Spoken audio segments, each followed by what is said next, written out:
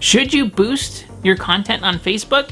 I'm going to talk about that and more on this video, and hopefully by the end of the video, you're going to be able to know what kind of content you should be pushing out and paying for your potential clients and your current clients to see.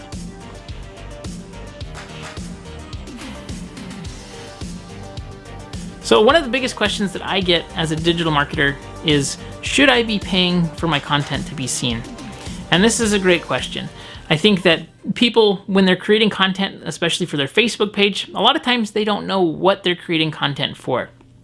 And so as a result, they're not super clear on who should be seeing it, should they be paying for their content to be out there and stuff like that. So a lot of this complication and this confusion comes from just not having a clear content plan. So I think the first kind of thing to think about is your content should really serve one of three purposes. Okay, you should be using your content to either drive awareness, to drive evaluation, or to drive conversion. Those are the three steps of the funnel. First, somebody has to be able to know about you before they can do business with you. Once somebody knows about you, then they evaluate you. And then once they evaluate you, they either convert or they move on to the next step or next person, whatever they're looking for in their solution. So the content that you have should serve one of those three purposes. And when you're thinking about what kind of content you should create, typically, I think that the content that you should create should just be a segmenter. You're trying to identify the people that will be your core audience and your core customers, and you're trying to duplicate the best customers that you have. So I like to start off by making sure that you're really clear on who your customer is going to be and who you are trying to attract with your marketing and your content. I call those customer avatars, or customer personas is what they're called, and get really, really specific as far as who they are, what their age demographics are, what their incomes, their genders, what are their main pain points and problems. Are they a decision maker in the process? Are they, do they need additional consideration from another decision maker? Are they the first person that's doing the research? Who are these people? And once you are really clear on that, it's a lot easier to create content for that person. So once you have the content created, though, the content needs to serve one of those three things.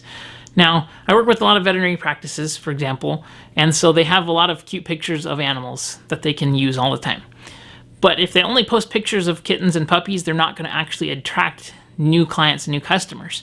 And so that is great awareness content, right? So people that are engaging with puppies and kittens and things like that, that's great for awareness and getting people to know about the brand, because people like to share that content.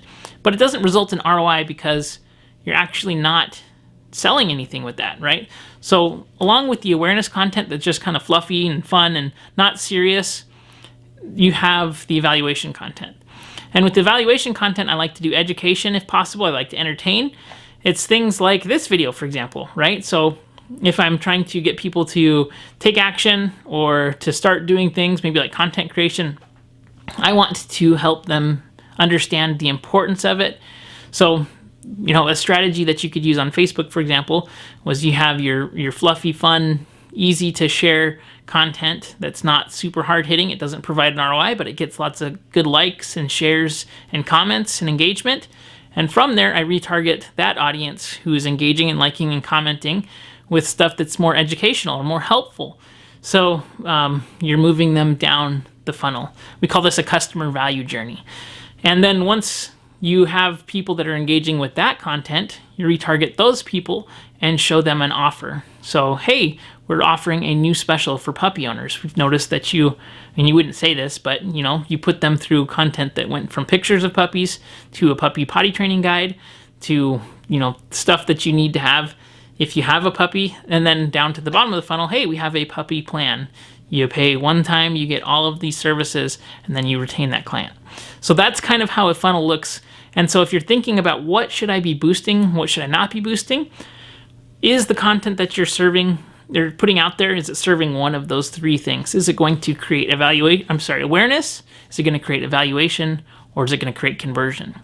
You need to have a budget allocated to each one of those things and measure different metrics at each stage of the funnel.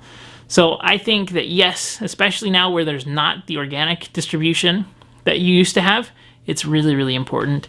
And it's something that as time goes on, it's only going to become more and more expensive. So go out and capture as many clients as you possibly can and really build an audience and a community that engages with your content.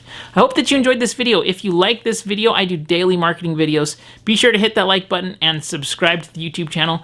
I really appreciate it. If you ever have any questions, comments, or need help with anything, just comment below. I'll respond to your comment. Have a great day, everybody. See you on the next video.